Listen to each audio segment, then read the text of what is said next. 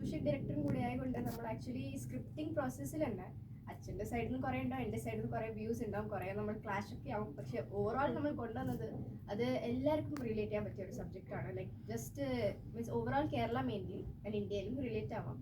കേരളയിൽ നടക്കുന്ന hot topics ആണ്, സോഷ്യലി റെലവെൻ്റ് ആയിട്ടുള്ള സിറ്റുവേഷൻസ് ആണ്, നമ്മൾ കേട്ടറിഞ്ഞ കഥകളൊക്കെയാണ് ഇതൊക്കെ നമ്മൾ പുറത്ത് കൊണ്ടുവരുന്നത്.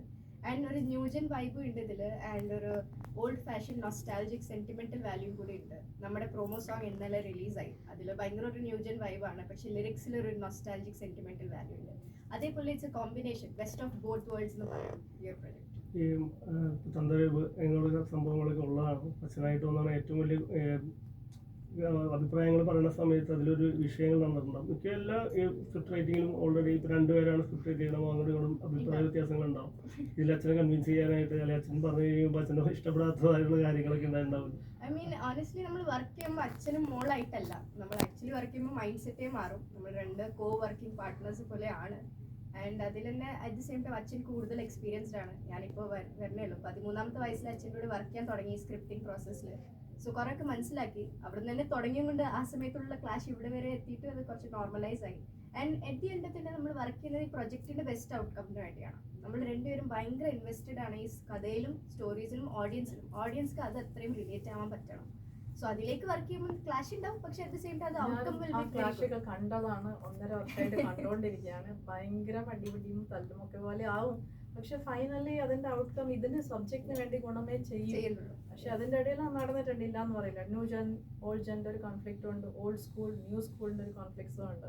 പക്ഷെ ഫൈനലി പുറത്തേക്ക് വരുന്നത് ഭയങ്കര പോസിറ്റീവായ ഒരു അപ്രോച്ചാണ്. പണ്ട് ഒരുപാട് മൂവികളിൽ ഒരുപാട് ഡീറ്റെയിലിംഗ് ഉണ്ടായിരുന്നു, അഭിനയത്തിൽ കുറച്ച് ഡ്രാമ കൂടുതലായിരുന്നു. മകൾ എന്ന് പറയുന്ന കാലഘട്ടത്തിൽ വരുന്ന സമയത്ത് ശരിക്കും പറഞ്ഞു കഴിഞ്ഞാൽ ആക്ടിങ്ങിന് ശരിക്കും പറഞ്ഞാൽ ഇമോഷൻസ് വെറുതെ ജസ്റ്റ് ഒന്ന് ഫീൽ ചെയ്യിച്ചാൽ മാത്രം മതിയാകും. പക്ഷേ ഇപ്പോൾ ആക്ടിങ്ങിലായാലും ഇപ്പോൾ ഡയറക്ഷൻ വന്നു കഴിയുമ്പോൾ മകളും അച്ഛനും തമ്മിലുള്ള ഏത് രീതിയിലുള്ള പ്രശ്നങ്ങളാണ് കൂടുതൽ ഉണ്ടായിട്ടുള്ളതെന്ന് പറയാമോ നമുക്ക്?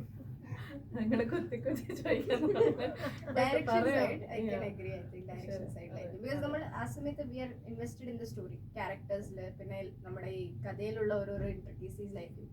ആക്ടിങ്ങിൽ ഞാനൊരു അച്ഛനെ വിട്ടുകൊടുത്തതാണ്. ഹീൽ ഡയറക്ട് മീ, ഞാൻ സർ തന്നെയാണ് സെറ്റിൽ വിളിക്കുന്നത്, ഞാൻ ആക്ട് ചെയ്യുന്നത്. പ്രൊഫഷണൽ അപ്രോച്ച് വെച്ചിട്ടാണ് പോയത്.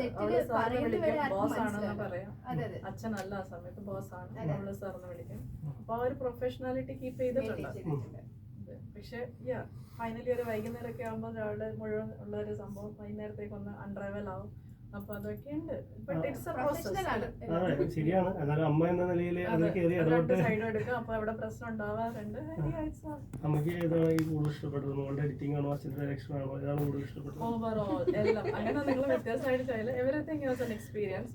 പക്ഷെ ഇതിന്റെ ഇടയിൽ നമ്മളൊരു വലിയൊരു ജേർണിയാണ് സത്യം പറഞ്ഞാൽ.